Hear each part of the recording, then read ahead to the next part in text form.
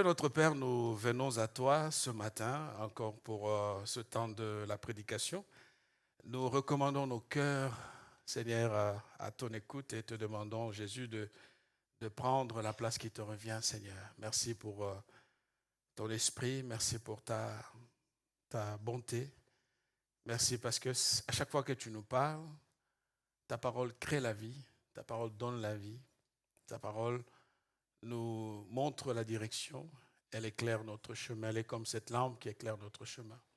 Béni soit ton nom dans tout ce qui va être dit ce matin et je te prie de m'aider, Seigneur, à transmettre ce que tu as déposé sur mon cœur et de manière à ce que, Père éternel, quelqu'un au sortir de ce lieu se sente interpellé, encouragé, motivé, fortifié, exhorté, édifié par toi. Atteins les buts que tu t'es fixés, Seigneur, dans nos vies et que cette matinée soit vraiment une matinée qui nous redonne la force d'aller commencer notre semaine avec toi. Au nom de Jésus, nous prions. Amen. Voilà, donc je poursuis à tous ceux qui sont en ligne et qui nous suivent en ligne. Donc nous vous saluons au nom de Jésus et merci d'avoir fait ce choix de suivre notre Église au travers des réseaux sociaux. Le thème que j'ai commencé la semaine passée, le dimanche dernier, c'était les secrets de la réussite de Jésus. Comment Jésus a-t-il réussi et pourquoi son ministère a été couronné de succès? Et qu'est-ce que nous pouvons apprendre de son parcours pour l'appliquer dans notre vie et dans notre marche aussi avec Dieu? Et donc, le dimanche dernier, le temps m'a manqué pour parler de deux autres aspects. Notamment, il y a l'aspect de sa relation avec les autres. On a beaucoup parlé de la relation de Jésus avec son Père.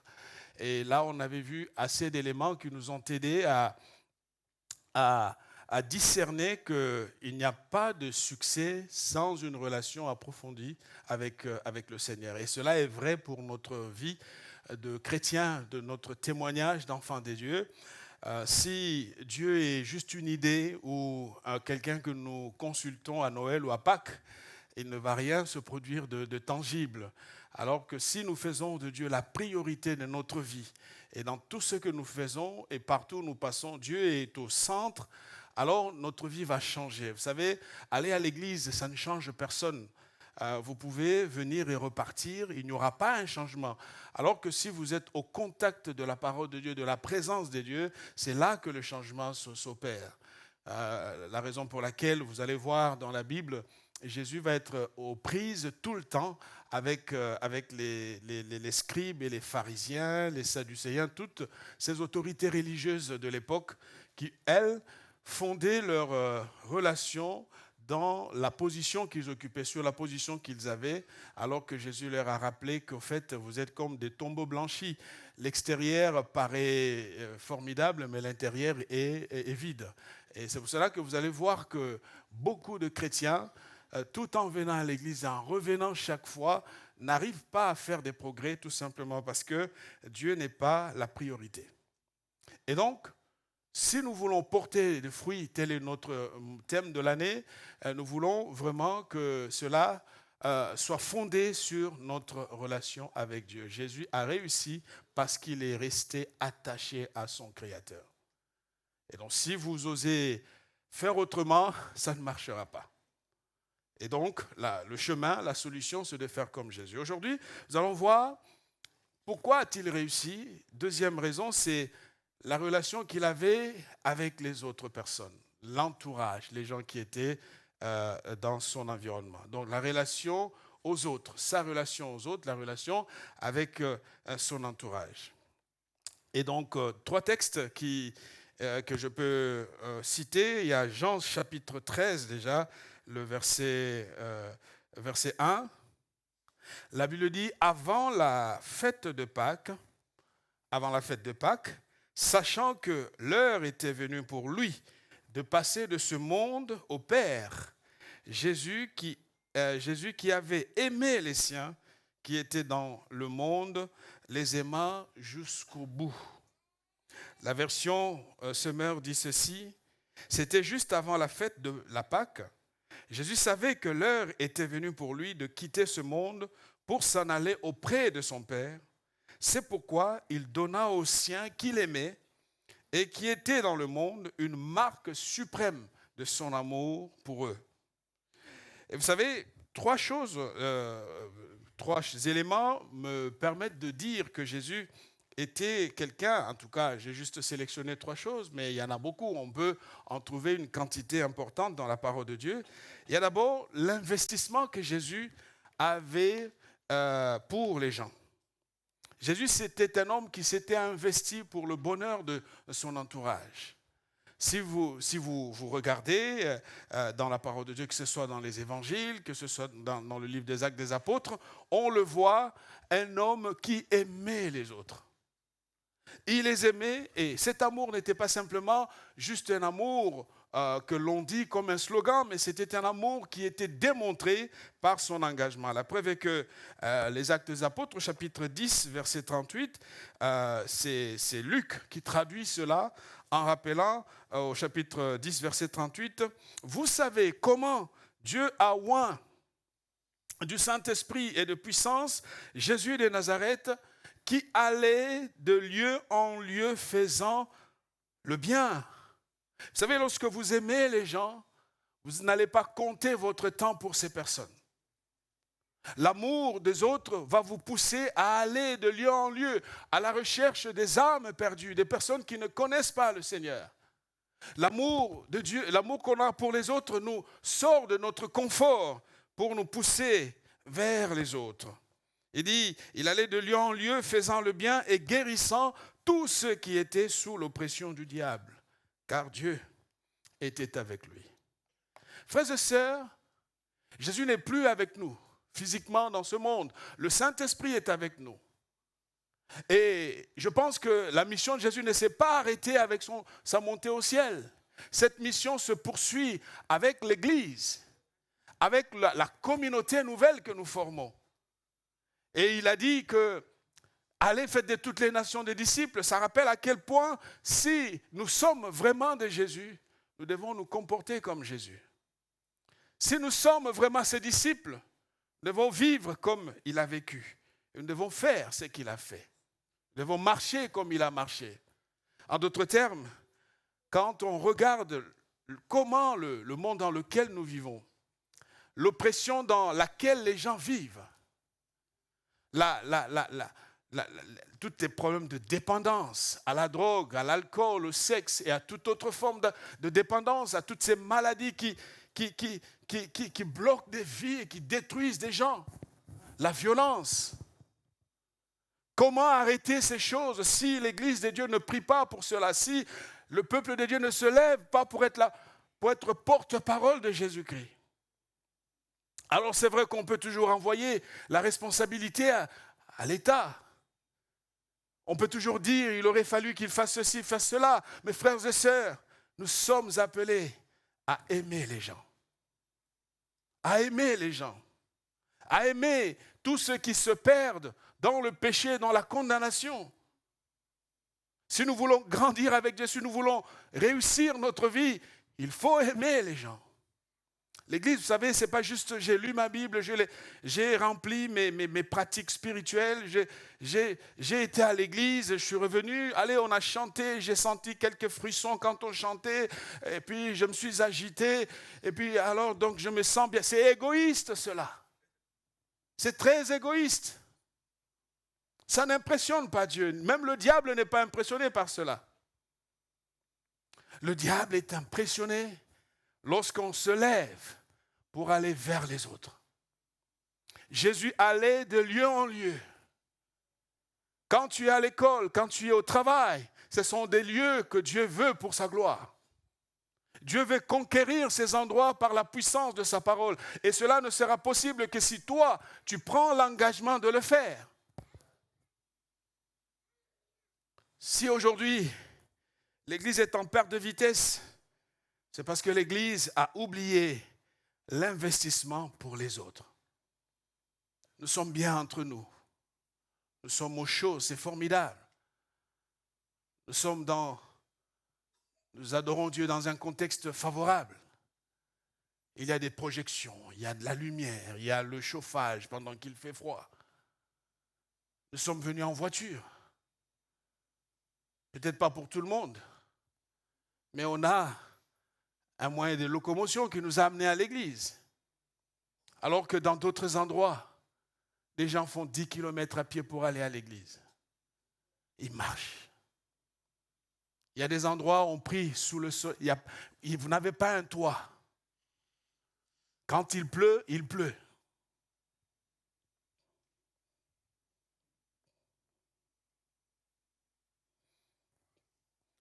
Et la Bible dit, il allait de lieu en lieu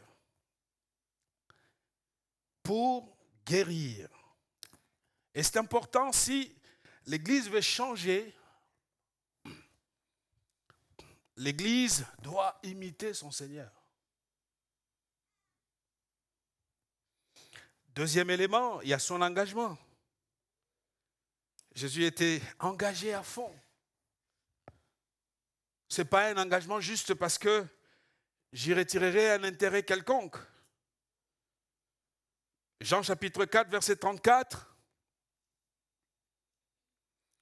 Nous connaissons le contexte, il est avec la femme samaritaine. Et ses apôtres étaient partis pour acheter à manger. Et lui, il a commencé à parler avec cette femme et la discussion se prolongeait. Et puis, il a tout laissé de côté pour se concentrer sur une personne, une femme.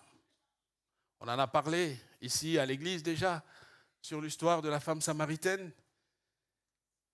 Et au retour, on le trouve en train de parler avec une femme. Ah, là, les gens sont préoccupés. Au verset 34, il dit, Jésus leur dit, ma nourriture.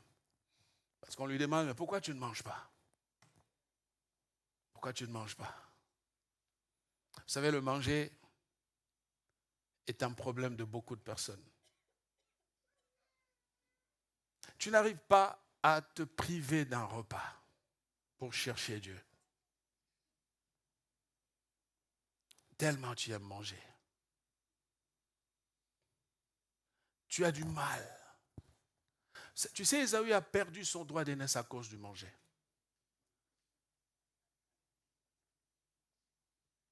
Tu passes à côté de beaucoup de choses, de beaucoup de grâces, de beaucoup de possibilités que Dieu peut faire dans ta vie parce que tu as du mal à te priver du manger. Il dit, ma nourriture est de faire la volonté de celui qui m'a envoyé. C'est très intéressant. Et d'accomplir son œuvre. Et il disait, mais il faut que tu manges, il faut que tu manges. Il leur fera comprendre. Ma nourriture, c'est à chaque fois que je fais la volonté de cette... Et quelle était cette volonté? C'était que aider cette femme égarée à retrouver la vraie vie. Aider cette femme qui avait une détresse morale, qui enchaînait homme après homme, qui était, aujourd'hui on peut trouver des termes beaucoup plus modernes, qui était un accro au sexe. Jésus avait besoin de la sortir de sa réalité pour lui montrer que le royaume des dieux pense aussi à des gens comme ça. Pas seulement à ceux qui sont à l'église. Frères et sœurs, nous grandirons, nous produirons des fruits lorsque nous accepterons de sortir de notre confort pour aller là où Dieu se trouve. Luc nous rappelle au chapitre 2, versets 48 à 50, Jésus il est tout jeune, il est enfant, enfin il est jeune, ado jeune, par là. Et ils sont à Jérusalem avec ses parents. Et puis les parents, sur le chemin de retour, constatent que leur enfant n'est plus là. Verset 48, quand ses parents le virent, donc ils sont retournés le chercher. Et ils viennent le trouver, la Bible dit, quand ses parents le virent, ils furent saisis d'étonnement. Sa mère lui dit, enfant, enfant, il était encore enfant, pourquoi nous as-tu fait cela? Voici que ton père et moi, nous te cherchons avec angoisse. Il leur dit, pourquoi me cherchez-vous? Ne savez-vous pas qu'il faut que je m'occupe des affaires de mon père? Mais ils ne comprirent pas la parole qu'il leur disait. Il dit, vous ne savez pas qu'il fallait que je m'occupe des affaires de mon père. Un jeune enfant qui est attaché aux choses de Dieu. Voilà pourquoi on entendait dire, même si tu es jeune, tu peux t'attacher aux choses de Dieu. Ne renvoie pas des choses en disant la religion, la foi, c'est que pour des personnes qui sont sur le point de partir, de quitter ce monde, j'ai encore la vie. Non. Tu ne sais pas ce qui peut se passer dans ta vie. Tu as besoin de Jésus. On le trouve là, engagé, jeune, mais attaché à Dieu. Ah, je prie que la jeunesse de notre Église soit une jeunesse attachée à Dieu. Attachée aux choses de Dieu, passionnée pour les choses de Dieu. Que les gens te trouvent bizarre, mais ce n'est pas grave. Qui disent, mais tu n'es qu'un enfant, tu n'as rien fait encore. Oui, ce n'est pas grave. Je n'ai rien fait, mais je vais faire tout avec Dieu. Je vais faire tout avec mon Père. Troisième chose qu'on peut voir, c'est sa patience et sa capacité à patienter, le pardon. Vous savez, vous ne porterez pas de fruits si vous n'êtes pas patient. Vous ne porterez pas de fruits si vous n'avez pas la capacité de pardonner. Parce que vous savez, le refus du pardon crée l'amertume et nous rappelle toujours les blessures. Et nous sommes esclaves de ceux qui nous ont fait du mal. Et chaque fois, ça nous remonte dans la tête, dans l'esprit. Nous sommes esclaves de celui qui nous a blessés. Je sais que les blessures, c'est des réalités douloureuses. Mon propos n'est pas de les évacuer comme cela, mais je vais simplement plaider pour te faire comprendre qu'en pardonnant, c'est toi qui gagnes. C'est toi qui gagnes. Matthieu nous dit, verset 26, chapitre 26, verset 34 à 37, à 35, Jésus lui dit en vérité, je te le dis, cette nuit même, Jésus est avec Pierre, cette nuit même, avant que le coq chante, tu me réuniras 3 fois. Pierre lui répondit, quand il me faudrait mourir avec toi, je ne te régnerai point. Et tous les disciples dirent de même. Et comme Jésus a dit, nous sommes au verset 75. Et Pierre se souvint de la parole. Pierre, entre-temps, entre les deux moments, Pierre a régné. Il a fait. Et Pierre se souvint de la parole que Jésus avait dite. Avant que le coq chante, tu me régneras 3 fois. Il sortit. Et dehors, il pleura amèrement. Nous connaissons comment ça se passe dans Jean 21. Je n'ai pas mis le texte qui s'affiche, Jean 21. Jésus est ressuscité et il vient voir Pierre. Et l'objet de leur discussion, c'est de questionner Pierre sur la notion de l'amour. Il lui dit 3 fois, Pierre, m'aimes-tu? 3 fois. 3 fois il a régné, 3 fois il le reconduit dans le processus de défaire ce qu'il avait fait. 3e fois, Pierre se rend compte qu'au fait, il n'aimait pas Jésus comme il croyait le faire. Et à chaque fois qu'il répondait « je t'aime », Jésus le renvoyait au service. Si tu m'aimes, paie mes brebis. Parce qu'au fait, frères et sœurs, l'amour de Dieu n'est pas un concept abstrait. L'amour de Dieu est une démonstration de ce que nous faisons pour Dieu. On ne peut pas rester dans un amour abstrait comme c'est aujourd'hui, bisous, chou, bébé, tout ça, on sait comment on fait. C'est formidable, mais il faut que ça soit démontrable. Préférez quelqu'un qui vous démontre qu'il vous aime plutôt que quelqu'un qui vous dit tout le temps je t'aime, il t'envoie 10 millions de cœurs par jour et puis en réalité il ne t'aime pas. Il te donne ce que tu veux entendre.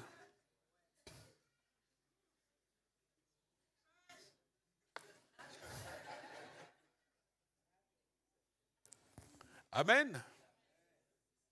Et à chaque fois qu'il lui parlait de l'amour, il le renvoyait au service. Paie mes brebis. Occupe-toi de mon troupeau. Pense à ces gens difficiles. Et les apôtres étaient difficiles. Hein. De toute façon, vous savez, il y a eu un moment, Jésus n'était même pas encore près de la mort. Ils ont commencé à se dire, mais qui va être le premier? Parce qu'en fait, les gens ont toujours des plans.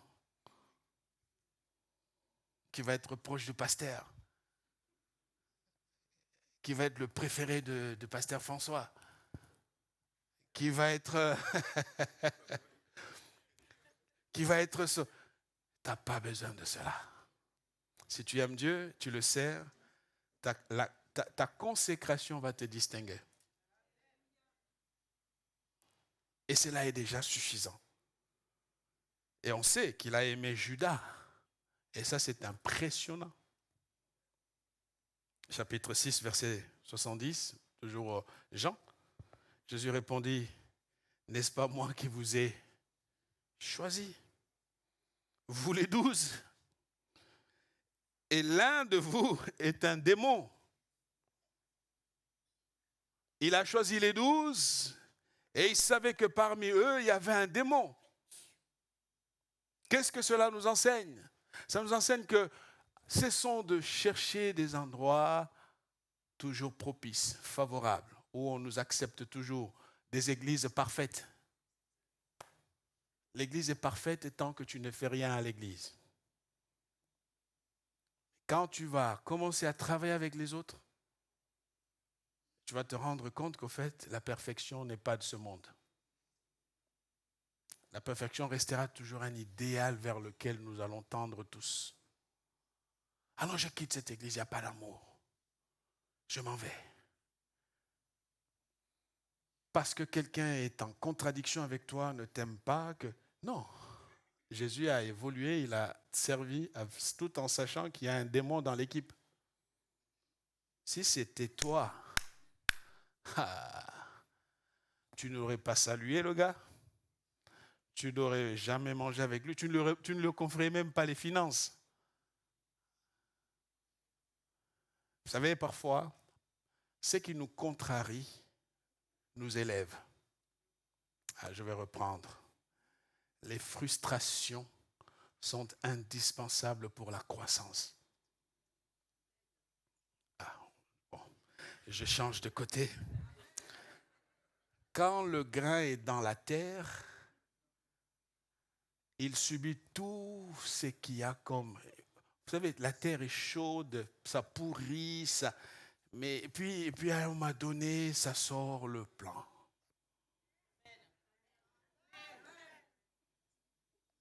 Accepte.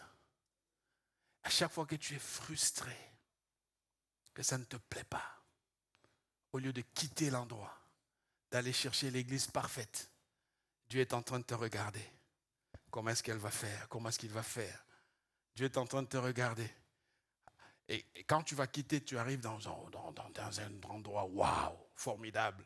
Dieu te dit, mais mince.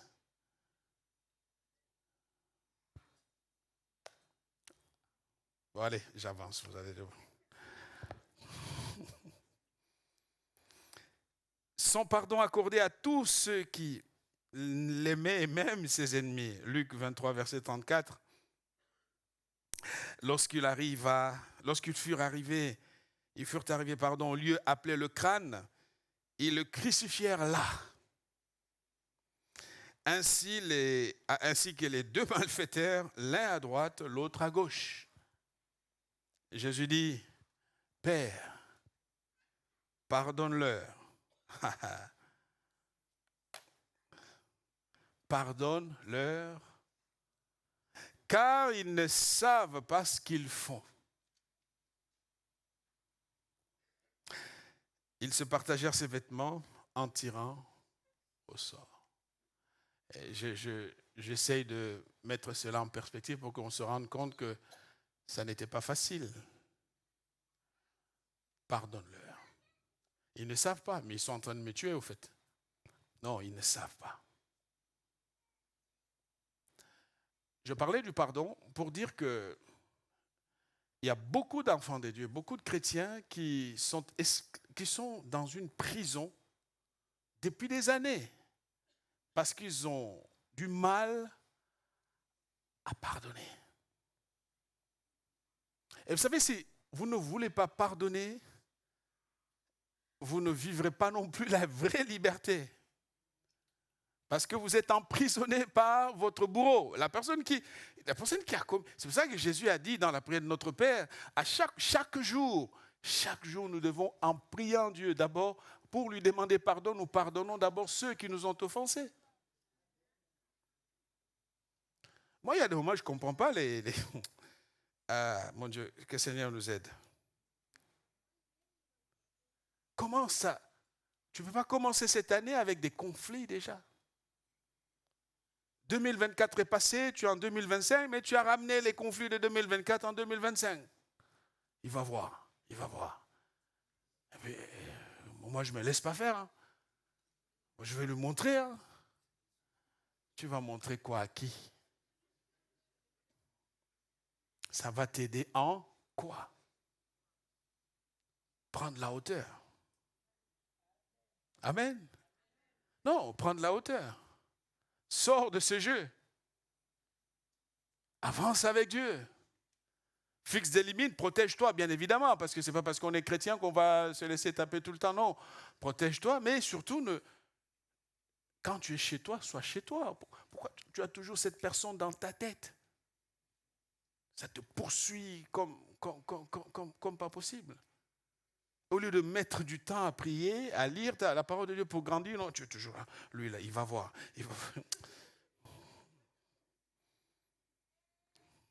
Troisième chose que je vais partager avec nous, pourquoi Jésus a-t-il réussi son ministère? C'est la suite. C'est au fait, là, Jésus a compris et il a pratiqué ce qu'on voit dans Jean chapitre 12. Vous pouvez lire Jean 12 avec moi. Jean 12, versets 23, 24, 25. Alors, j'ai l'impression que le service s'est paumé là-bas. Ah ben voilà. Ils ont confondu la slide. C'est pas grave. C'est pas grave. Jean 12, versets 23 à 26. La Bible dit, Jésus leur répondit. Donc là, vous allez ouvrir vos Bibles. Vous voyez les limites de la technique aussi. Hein. Jésus leur répondit, l'heure est venue où le Fils de l'homme doit être glorifié. En vérité, je vous l'ai dit, si le grain de blé ne tombe en terre et ne meurt, il reste seul. Mais s'il meurt, il porte beaucoup de fruits. Celui qui aime sa vie la perd, et celui qui a de la haine pour sa vie dans ce monde la conservera pour la vie éternelle. Si quelqu'un me sert, qu'il me suive, et là où je suis, là aussi sera mon serviteur. Si quelqu'un me sert, le Père l'honorera. La troisième chose que Jésus nous montre, c'est cette capacité à être une sémence qui porte du fruit. Et il va prendre l'image du grain de blé pour en parler avec les siens. Et on est ici dans un contexte où ils avaient tous des espoirs sur les projections que Jésus est venu amener. Parce que vous savez, ils attendaient un Messie qui serait le libérateur de tout un peuple. À l'époque, c'était l'Empire romain qui régnait et qui contrôlait toute la Palestine. Et les Juifs, les croyants de l'époque, se regardaient aux prophéties messianiques et ils attendaient un Messie. Et quand Jésus est arrivé, avec tous les signes qui ont accompagné qui ont précédé son arrivée, ils se sont dit, oui, le Messie est là. Et donc, ils ont commencé à élaborer des projets, des idées. Ils voulaient, chacun voulait se positionner, chacun espérait que, voilà, ça rappelle encore le conflit justement de cette prétention entre ceux qui veulent être numéro 2, numéro 3. Et Jésus va recentrer l'attention de ses disciples sur le plus important en leur disant, vous devez mourir à vous-même. On ne porte pas de fruits souvent parce que personne ne veut perdre. Cela est vrai dans toutes les relations. En acceptant de perdre, au fait, tu gagnes. Parce que Dieu, vous savez, Dieu ne nous a pas sauvés par la force. Dieu nous a sauvés par la faiblesse. À chaque fois qu'on exerce la force, ce n'est pas toujours ça qui nous amène plus loin. Parce que ce que nous ne donnons pas à Dieu, cela nous abîme. Jésus va rappeler à ses apôtres que le plus important, c'est que vous puissiez être à l'image de ce grain de blé, que vous cessiez de vous enfermer dans votre égoïsme, que vous arrêtiez vos projections, vos idées personnelles, votre idéal que vous poursuivez, et que vous acceptiez de mourir. Et donc, il va leur donner 3 étapes. En parlant de cette parabole que nous venons de, pas la parabole, mais de cette image qu'il emploie ici, au chapitre 12 de Jean, il leur dit, au verset 24, « En vérité, je vous l'ai dit, si le grain de blé ne tombe en terre et ne meurt, il reste seul. Mais s'il meurt, il porte beaucoup de fruits. Celui qui aime sa vie la perd, et celui qui a de la haine pour sa vie dans ce monde la conservera pour la vie éternelle. » Qu'est-ce que Jésus est en train de faire? Jésus va dévoiler un processus en 3 étapes qui nous permettra de porter du fruit. La première chose que Jésus emploie, c'est de dire « sortez du grenier ». Et ça, c'est capital. Il faut sortir du grenier. Le grenier, c'est l'image du confort. Le grenier, c'est l'image de l'endroit où on est au chaud. Et Jésus dit, tant que le grain de blé est dans le grenier, il ne fera rien. Il est dans un confort. Il est seul, ça lui va. Il ne peut rien faire. Alors que s'il accepte de quitter le grenier, c'est là que le miracle se produira. Le grenier peut être l'image de l'Église, justement. Nous sommes bien, c'est confortable, nous sommes à l'aise. Le problème souvent, c'est que tant que tu es à l'aise à l'Église, tu ne découvriras pas ton potentiel. Donc, première démarche, vous savez, si tu ne quittes pas ton confort, tu ne verras pas le Dieu des miracles. Un jour, Jésus appelle les apôtres, il les envoie 2 à 2, il leur dit d'aller prêcher la bonne nouvelle, et au retour, ils reviennent, et ils étaient dans la joie.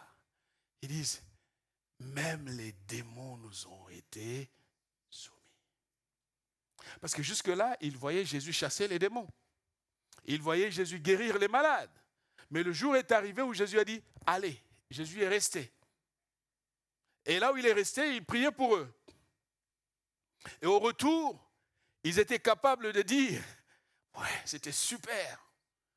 Ah, je crois qu'il y en a qui se disaient, ouais, j'ai prié seulement, et puis il est tombé. Vous savez, c'est ce genre de sensations. Qui peut expérimenter ce genre de sensations? Seul celui qui accepte de sortir du grenier. Vous savez, l'Église peut être un très beau grenier qui nous conserve pour la mort. La mort va arriver si Jésus n'est pas encore de retour, ou le retour du Seigneur. Et Jésus montre que tant que le grain de blé est là, il est bien. Mais il ne peut pas découvrir toute sa capacité de reproduction. Alors que chaque fois que Jésus parlait aux apôtres, il n'a pas arrêté de les bousculer. Lisez l'Évangile. Pourquoi? Parce que Jésus était un anticonformiste. Jésus était quelqu'un qui sans cesse les bousculait. Il leur dira, allez faire de toutes les nations des disciples. Et vous vous souvenez, lorsqu'il veut partir, il y en a qui disent, mais attends, mais c'est comment? Vous savez, quand vous lisez, un écrivain qui compose un texte, il essaie d'être poli. Vous comprenez? Jésus veut partir et ils sont là, mais attends, tu vas où? Mettons-le comme un bon Parisien. Hein, aujourd'hui, il va dire, mais tu vas où? Non, il faut que je parte. Mais non. Et il a pris le temps pour expliquer, leur faire comprendre. Et à la fin, il dira, allez, faites de toutes les nations des disciples. Pourquoi l'a-t-il fait? Parce que tant qu'il était là avec eux, ils ont fini par s'habituer dans un confort qui les endormait. Et en se retirant d'eux, en étant absent, il les a contraints à se battre, à avancer. Ainsi va le processus de croissance spirituelle, mais aussi communautaire. Tant que nous sommes dans le grenier, tout va bien. Nous ne verrons pas la reproduction, nous ne serons pas capables de jouir de cette reproduction. Parce que le grenier est au chaud. Et ça va bien. Alors si tu veux être bien, tu ne seras pas disciple de Jésus-Christ. Là, il n'y a pas d'amen, je sais. Pourquoi? Parce que l'appel de Dieu coûte cher. Être disciple, ça coûte cher. Dieu a payé. Il a donné ce qu'il avait de meilleur. En d'autres termes, Dieu a perdu pour gagner. Et si l'Église veut faire autrement, elle se trompe. Parce que le process est déjà établi par le Maître lui-même. Deuxième conseil que Jésus donne toujours dans le texte que nous lisons, je l'ai reformulé, jette-toi à terre et meurs à toi-même. Qu'est-ce que Jésus dit? Jésus dit, si le grain de blé ne tombe à terre et ne meurt, ça c'est le deuxième mouvement, il faut quitter le grenier et tomber à terre. Ça aussi c'est coûteux. Vous savez, c'est accepter de perdre une position pour Dieu. Parce qu'on a tous des ambitions. On veut notre confort, on veut être bien. Jésus dit, il faut quitter le grenier. Et là, permettez-moi cette parenthèse. Frères et sœurs, vous savez, lorsque vous appelez un pasteur qui ne répond pas, qui est absent, Dieu veut que vous priez vous-même pour la situation. Si on donnait la parole à beaucoup d'entre nous ici, ils ont vécu des expériences extraordinaires. Quand ils ont compris que Dieu n'est pas que le Dieu des pasteurs. Dieu est aussi mon Dieu. La Bible dit, je répandrai de mon esprit sur toute chair. Nous sommes appelés à quitter notre grenier. Il faut tomber à terre. La difficulté aujourd'hui, c'est que tout le monde veut conserver sa position. Personne ne veut mourir à ses ambitions personnelles. L'Église fait partie des éléments de mon quotidien. Voilà, le dimanche, je finis ma semaine en allant à l'Église et puis c'est tout. Dieu dit, tombe à terre. Parce que si tu ne tombes pas à terre, tu ne connaîtras pas le processus de décomposition. Or, le miracle est dans la décomposition. Est-ce que quelqu'un me suit? Quand le grain de terre tombe, de blé tombe, il y a les enveloppes qui se décomposent. Deuxième mouvement, il faut pourrir. Ah, ça on n'aime pas. Hein? Ah, moi je suis toujours considéré, j'arrive ici, il ne me salue même pas. Vous vous souvenez, c'est quoi cette église-là là? Ils ne savent pas que ma veste est trop chère. Et puis bon, moi j'arrive, ils me disent d'aller à l'intérieur là, il y a des gens, il faut que je les enjambe et tout ça, c'est quoi cette affaire-là? Frère, ici il n'y a pas de patron. Un seul est patron, Jésus-Christ. Si tu ne veux pas, tu peux repartir. Un seul est patron ici chez nous, c'est Jésus. il faut mourir. Il faut mourir. C'est un processus douloureux. Quand un corps meurt, en fait, il y a des cellules qui s'arrêtent. Il faut mourir. Et cette mort, ça rappelle l'histoire d'un homme. Il était très, très dynamique. C'est Pierre, hein, dans la Bible. Je prends l'exemple de Pierre. Toujours dans Jean 21, Jésus regarde Pierre et lui parle avec beaucoup d'amour. Il dit à Pierre au verset 18, il dit, en vérité, je te le dis. Et là, il lui donne une prophétie. Il parle de ce qui va arriver. Et j'aime l'amour avec lequel Jésus pouvait parler. Ils ont parlé longtemps et après, il dit, en vérité, je te le dis. Quand tu étais plus jeune, tu as taché toi-même ton vêtement et tu allais où tu voulais. Mais quand tu seras vieux, en fait, les images ici, c'est la jeunesse et la vieillesse. Il y a un moment où on a toute l'énergie de décider de ce qu'on veut, et il y a un autre moment où l'énergie de décision et de volonté, on la perd. Et Jésus dit, tu étendras tes mains, et un autre te l'attachera et te mènera où tu ne voudras pas. Là, on est dans le processus de quelqu'un qui est mort à lui-même. Et vous savez, quand on est mort à soi-même, quand Dieu te dit, lève-toi, va à tel endroit, tu ne discutes plus. Parce qu'au fait, toi, tu n'existes réellement plus.